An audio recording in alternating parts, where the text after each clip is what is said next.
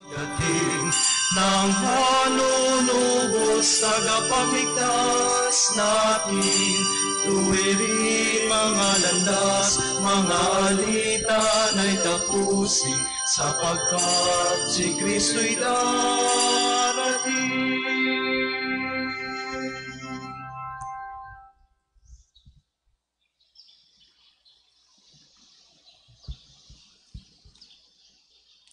Sa ngalan ng Ama, ng Anak at ng Espiritu Santo. Amen.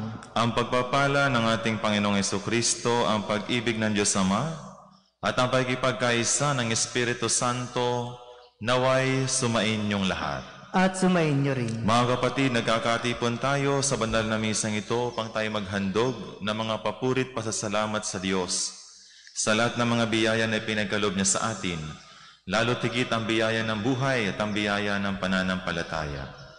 At upang tayo maging marapat gumanap sa banal na pagdiriwang, aminin muna natin at pagsisihan ang ating mga nagawang mga kasalanan laban sa Diyos at sa ating kapwa. Humingi tayo ng kapatawaran.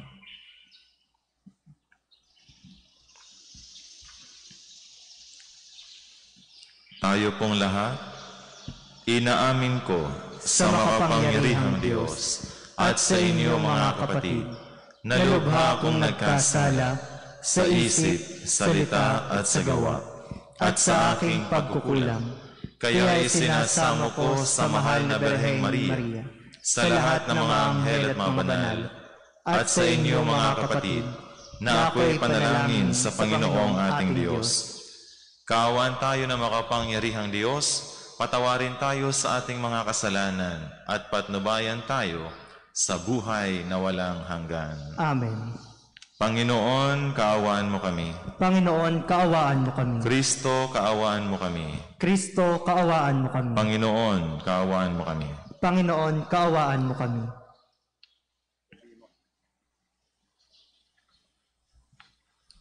Manalangin tayo.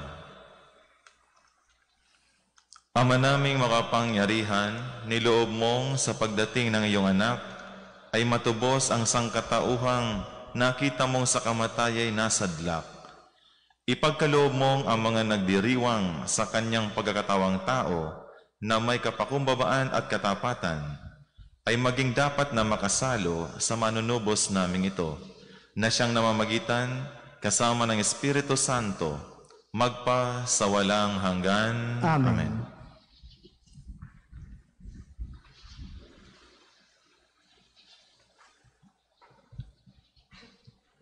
Pagbasa mula sa unang aklat ni Samuel.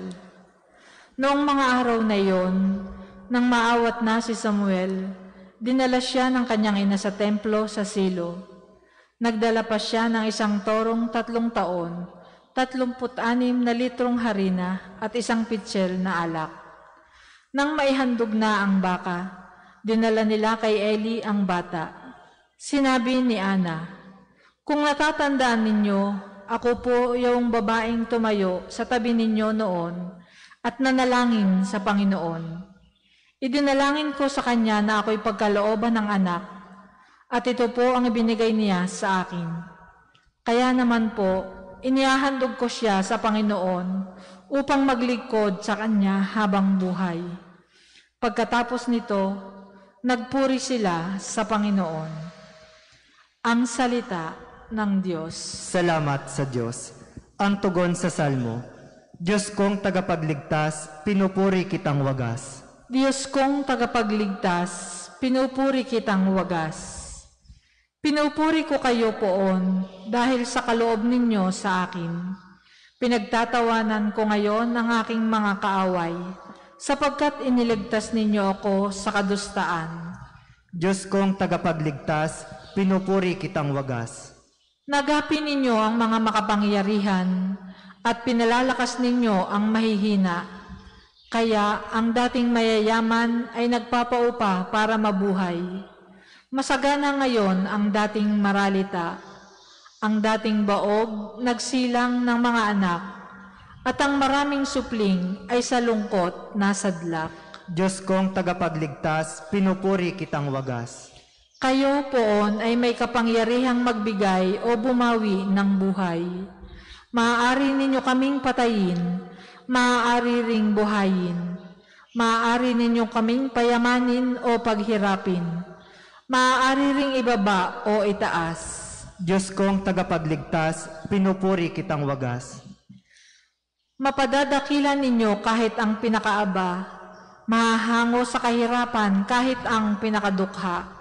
Maihahanay ninyo sila sa mga maharlika, mabibigyan ng karangalan kahit na ang dustang-dusta. Diyos kong tagapagligtas, pinupuri kitang wagas. Ang lahat po ay magsitayo.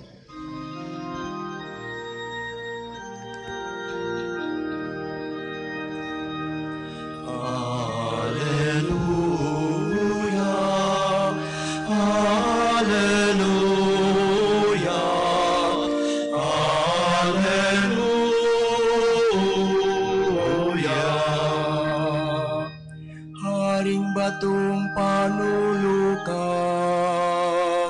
sa liga ng sambayanan, halina't kami idanga.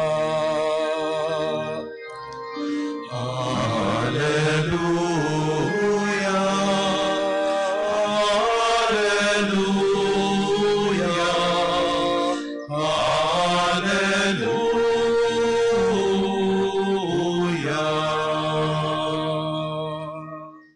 Sumainyo ang Panginoon At sumainyo rin. ang mabuting balita ng Panginoon ayon kay San Lucas. Papuri sa iyo, Panginoon. Noong panahong iyon, ipinahayag ni Maria ang awit na ito. Ang puso ko'y nagpupuri sa Panginoon at nagagalak ang aking espiritu dahil sa Diyos na aking tagapagligtas. Sapagkat nilingap niya ang kanyang abang alipin. At mula ngayon, ako'y tatawaging mapalad ng lahat ng salinlahi dahil sa mga dakilang bagay na ginawa sa akin ng makapangyarihan. Banal ang kanyang pangalan. Kinahabagan niya ang mga may takot sa kanya sa lahat ng salit-saling lahi. Ipinakita niya ang lakas ng kanyang mga bisig. Pinangalat niya ang mga palalo ang isipan. Ibinagsak niya ang mga hari mula sa kanilang trono at itinaas ang mga nasa abang kalagayan. Binusog niya ng mga mabubuting bagay ang mga nagugutom at pinalayas niyang wala ni anuman ang mayayaman. Tinulungan niya ang kanyang bayang Israel bilang pagtupad sa pangako niya sa ating mga magulang, kay Abraham at sa kanyang lahi magpakailanman. Nanatili si Maria kina Elizabeth nang may 3 buwan at saka umuwi. Mga kapatid, ang mabuting balita ng Panginoon. Pinupuri ka namin, Panginoong Hesukristo.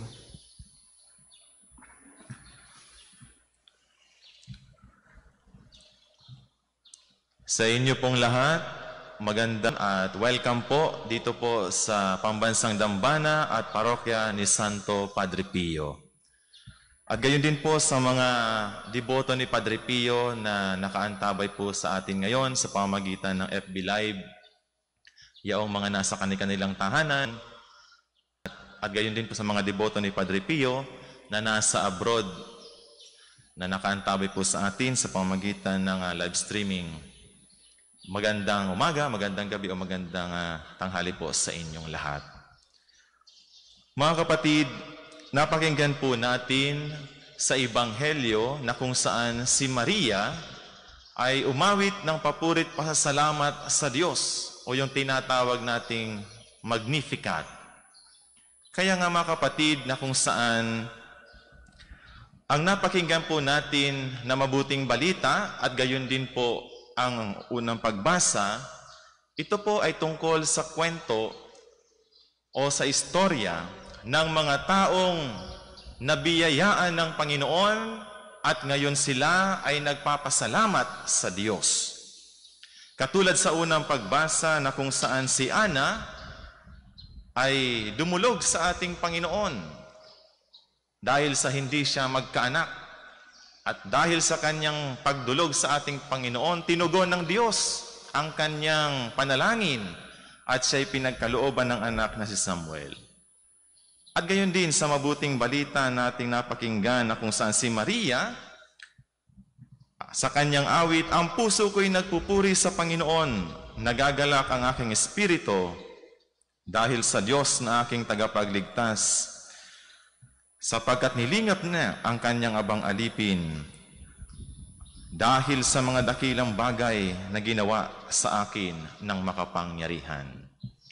Di ba po mga kapatid, kapag po tayo ay nakakatanggap ng mga pagpapala ng biyaya, tayo po ay nagpapasalamat sa Diyos.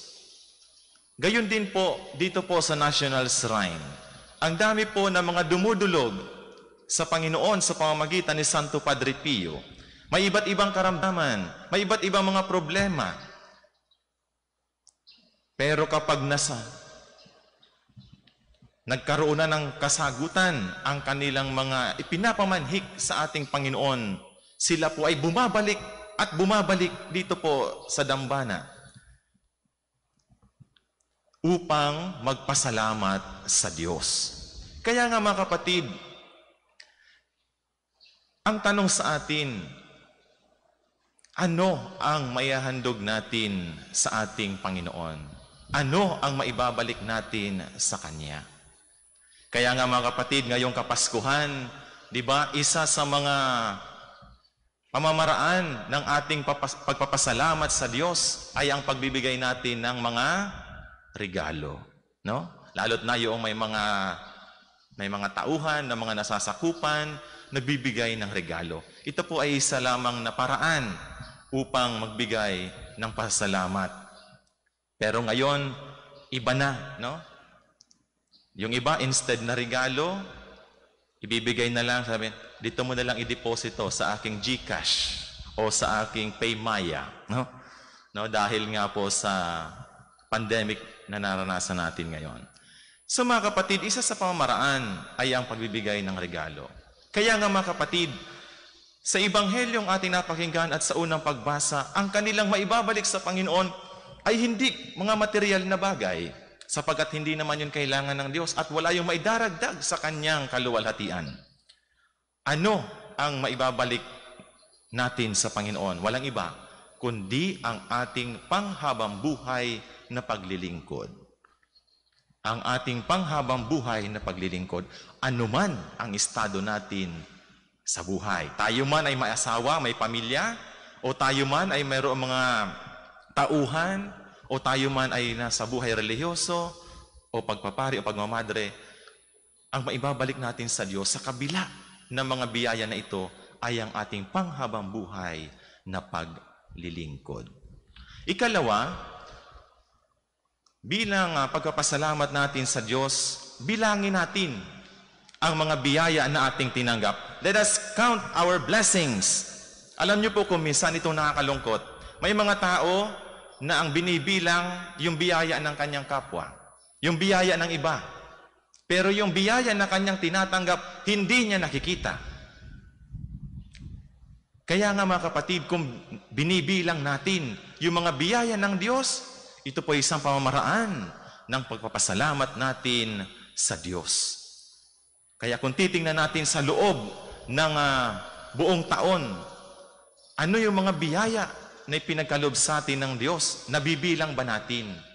At ito ay dapat nating ipagpasalamat. Na sa kabila ng pandemic na ating nararanasan, marami pa rin tayong biyaya na natatanggap o natatamo. Ikatlo, sinasabi sa atin ng Ebanghelyo na kung saan si Maria ay dumalaw sa kanyang pinsan na si Elizabeth. No? Kaya mga kapatid, na kung saan nang mapakinggan ng bati ni Maria, naggagalaw ang sanggol sa tiyan ni Elizabeth. Sino ako para dalawin ng ina ng Panginoon? Kaya alam niyo po ngayon, mahilig po tayo ngayong Kapaskuhan, mahilig tayo mag-forward ng mga messages, ng mga greetings. Ano kaya kung sa panahon ngayon, yung kwento ng ating buhay, kung papaano tayo tumanggap o nakamta natin ang mga biyaya ng Diyos? Siguro magandang ibahagi natin sa ating kapwa kung gaano kabuti ang Diyos. No? Sa pamamagitan ng mga biyaya na ating natanggap. Kaya mga kapatid, sa ating pagdiriwang ng banal na misa at sa pagpapasalamat, pagpupuri ni Maria dahil sa kanyang natanggap na biyaya at sa ginawa sa kanya ng makapangyarihan, nawa katulad din tayo ni Maria, magpasalamat at magpuri sa Diyos sa mga biyaya na ating tinanggap. At ang maisusukli natin o maibabalik natin sa ating Panginoon ay ang paglilingkod natin habang buhay. Bilangin natin yung mga biyaya ng Diyos na ating natatamo. At gayon din, ibahagi sa ating kapwa kung gaano kabuti ang Diyos sa atin. Amen. Para sa mga maghahandog ng sobre, pakilagay na lamang po sa donation boxes na nasa harapan ng altar o ihulog sa buslo.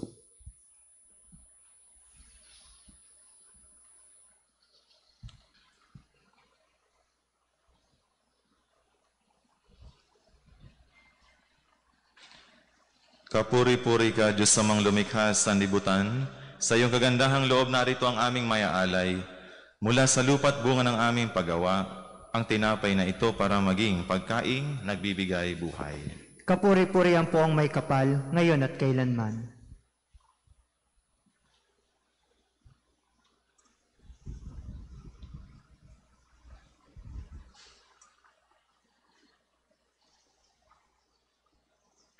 Kapuri-puri ka, Diyos amang lumikha sa sanlibutan. Sa iyong kagandahang loob narito ang aming mayaalay.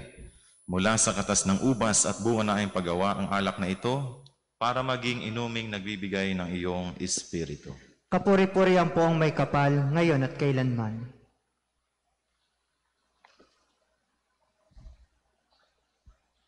Magsitayo po ang lahat.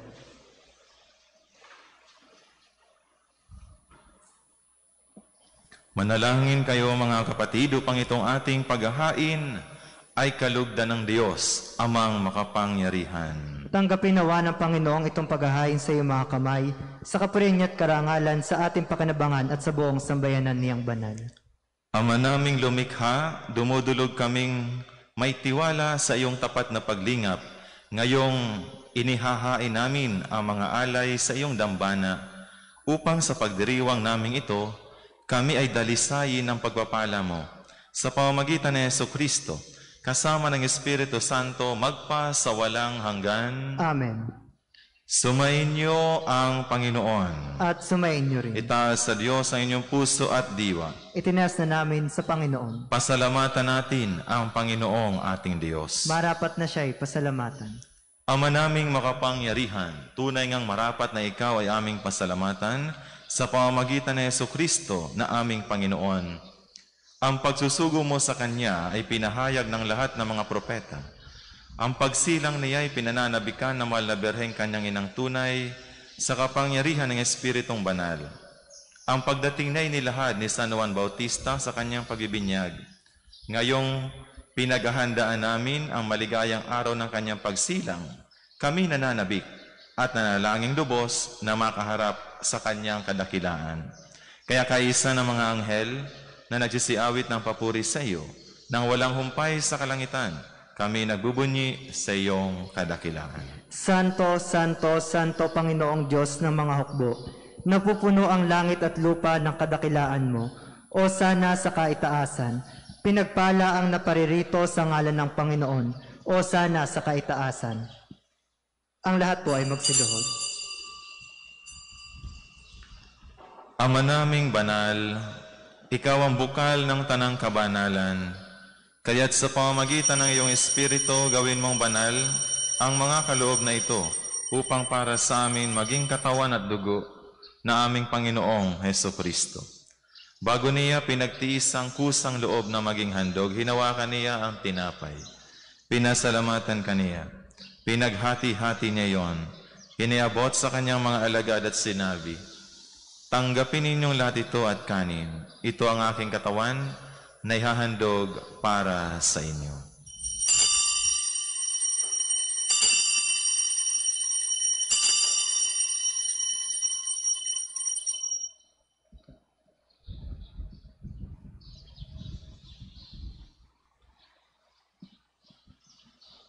Gayon din naman, nung matapos ang hapunan, hinawakan niya ang kalis.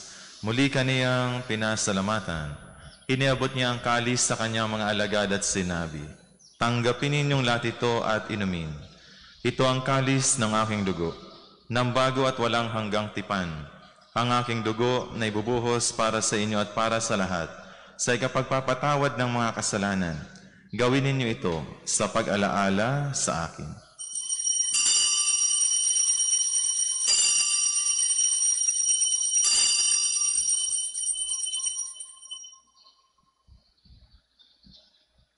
Manatili pong nakaluhod. Ipagbunyi natin ang misteryo ng pananampalataya. Si Kristo'y namatay, si Kristo'y nabuhay, si Kristo'y babalik sa wakas ng panahon.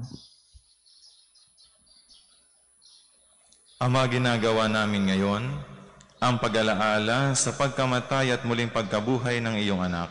Kaya tinialay namin sa iyo ang tinapay na nagbibigay buhay at ang kalis na nagkakaloob ng kaligtasan.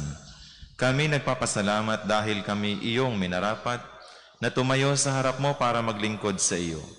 Isinasamo namin kami magsasalo-salo sa katawan at dugo ni Kristo ay mabuklod sa pagkakaisa sa pamamagitan ng Espiritu Santo. Ama, lingapin mo ang iyong simbahang laganap sa buong daigdig. Puspusin mo kami sa pag-ibig. Kaisa ni Francisco na aming Santo Papa at ni Gilbert na aming Obispo at ng Tanang Kaparian. Halalahanin mo rin ang mga kapatid naming nahimlay na may pag-asang sila'y muling mabubuhay, gayon din ang lahat ng mga pumanaw. Kaawaan mo sila at patuloyin sa iyong kaliwanagan. Kaawaan mo at pagindapatin kaming lahat na makasalo sa iyong buhay na walang wakas.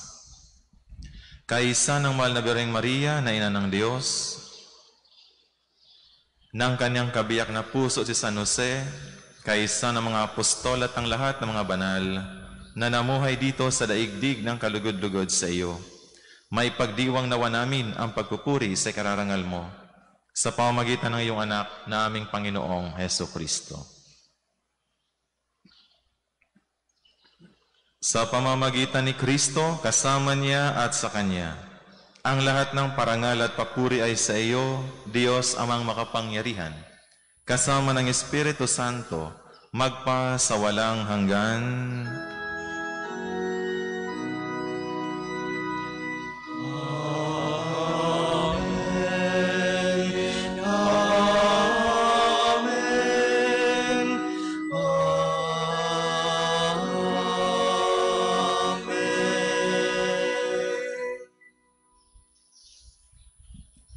Sa tagubilin ng mga nakagagaling na utos at turo ni Jesus na Panginoon natin at Diyos, ipahayag natin ngayon ang lakas loob. Ama namin, sumasalangit ka, sambahin ang ngalan mo, mapasa amin ang kaharian mo, sundin ang loob mo dito sa lupa para nang sa langit. Bigyan mo kami ngayon ng aming kakanin sa araw-araw, at patawarin mo kami sa aming mga sala, para nang pagpapatawad namin sa nagkakasala sa amin. At huwag mo kaming ipahintulot sa tukso, at iadya mo kami sa lahat ng masama. Hinihiling namin kami adya sa lahat ng masama, pagkalooban ng kapayapaan araw-araw, iligtas sa kasalanan, at ilayo sa lahat ng kapamakan. Samantalang aming pinananabikan, ang dakilang araw ng pagpapahayag ng tagapagligtas naming si Heso Kristo. Sapagkat iyo ang kaharian, ang kapangyarihan at ang kapurihan magpakailanman. Amen. Panginoong Heso Kristo, sinabi mo sa iyong mga apostol, kapayapaan ang iniiwan ko sa inyo, ang aking kapayapaan ang ibinibigay ko sa inyo. Tunghayan mo ang aming pananampalataya at huwag ang aming mga pagkakasala. Pagkalooban mo kami ng kapayapaan at pagkakaisa ayon sa iyong kalooban. Kasama ng Espiritu Santo, magpa sa walang hanggan. Amen. Ang kapayapaan ng Panginoon naway laging sumainyo. At sumainyo rin. Magbigayan kayo ng kapayapaan sa isa't isa. Peace be with you. Peace be. Kordero ng Diyos na nag-aalis ng mga kasalanan ng sanlibutan, maawa ka sa amin. Kordero ng Diyos na nag-aalis ng mga kasalanan ng sanlibutan, maawa ka sa amin. Kordero ng Diyos na nag-aalis ng mga kasalanan ng sanlibutan, ipagkaloob mo sa amin ang kapayapaan. Ang lahat po ay magsiluhod.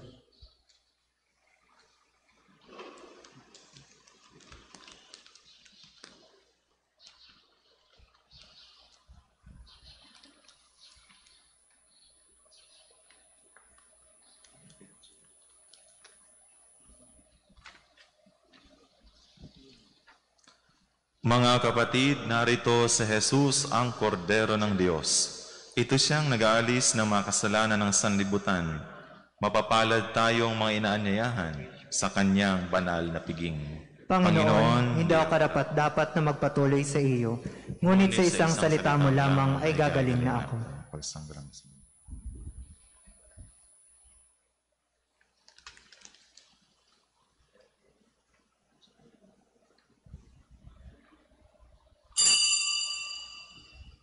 Magpapahayag tayo ng pananampalataya sa katawan ni Kristo na ating tatanggapin sa pamamagitan ng sabay-sabay na pagsagot ng Amen.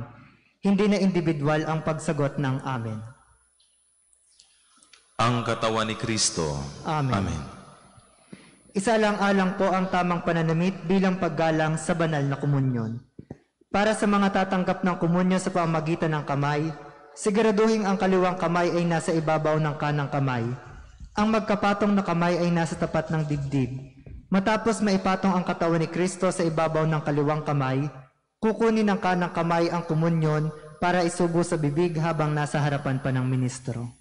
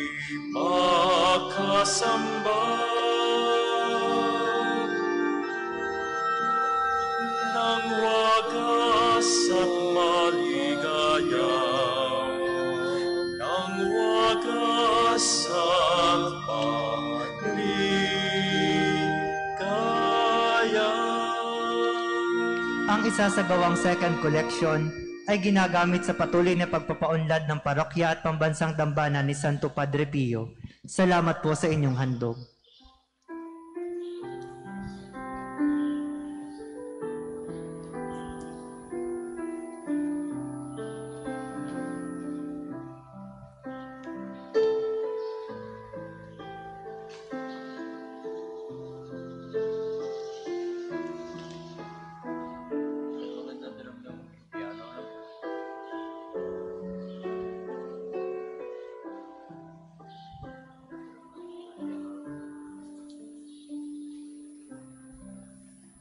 Magsitayo po ang lahat.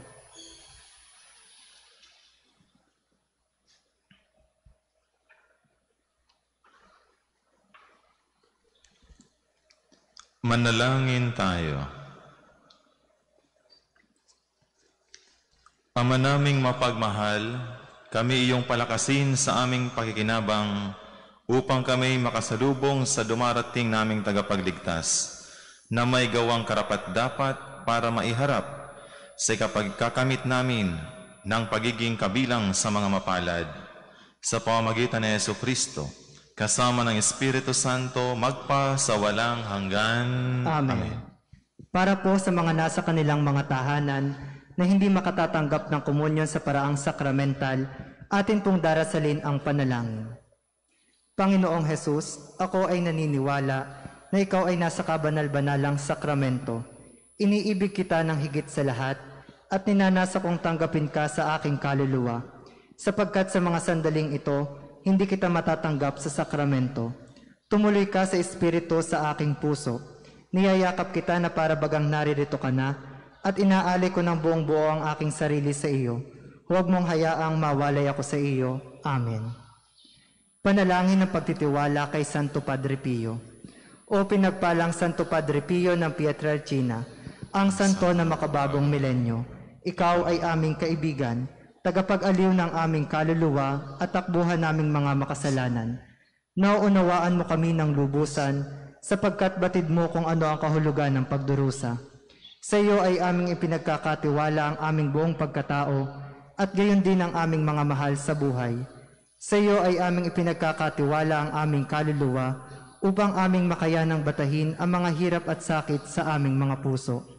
Sa iyo ay aming ipinagkakatiwala ang kahilingang iharap ang aming mga kaluluwa sa mahal na Berhen upang makamit namin ang walang hanggang kaligtasan mula sa Panginoon. Sa iyo ay aming ipinagkakatiwala ang aming pagsusumamo na kami ipamagitan sa makapangyarihang Diyos upang aming makamtan ang mga biyayang tunay po naming hinihiling.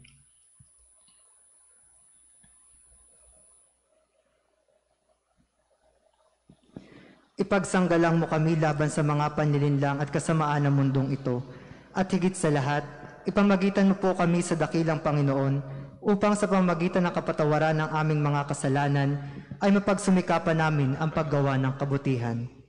Luwalhati sa Ama, sa Anak at sa Espiritu Santo, Kapara nung una, ngayon at magpasawalang hanggan. Amen. Amen.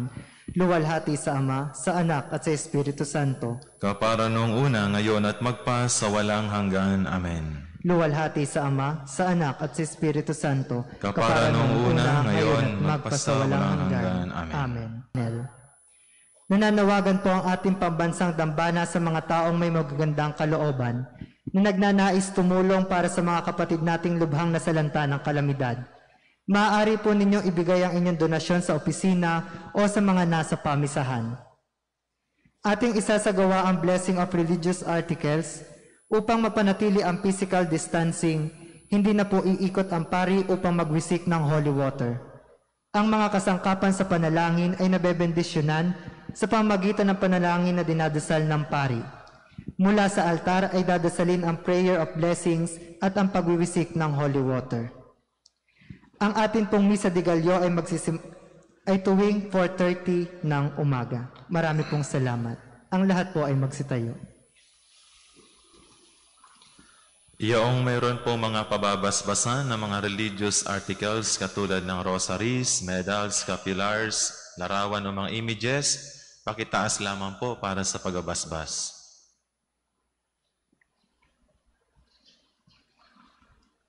Manalangin tayo. O Panginoong Diyos, Ikaw ay bukal at simula ng lahat ng pagpapala at biyaya. Ibuhos mo iyong bendisyon sa mga religious articles na ito na nagpapalaala na iyong kabutihan, kabanalan at pagmamahal sa aming lahat, upang ang lahat ng dumulog at magdasal sa mga religious articles na ito ay magtamo ng iyong awa at biyaya. Loobin mong tularan nila ang kabanalan at aral ng Panginoon ng mga santo, ngayon at magpa sa walang hanggan. Amen. Amen.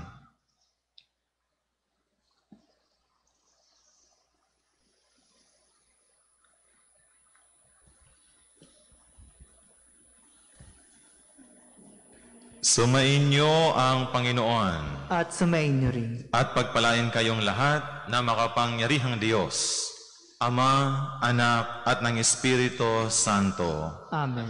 Tapos ng banal na misa, humayo kayong taglay ang pag-ibig ni Kristo. Salamat Sa Diyos. Nagpupuri sa may kapal ang buong kong kalooban dahil sa kadakilaan ng ginawa niyang tanan sa kanyang kapangyarihan.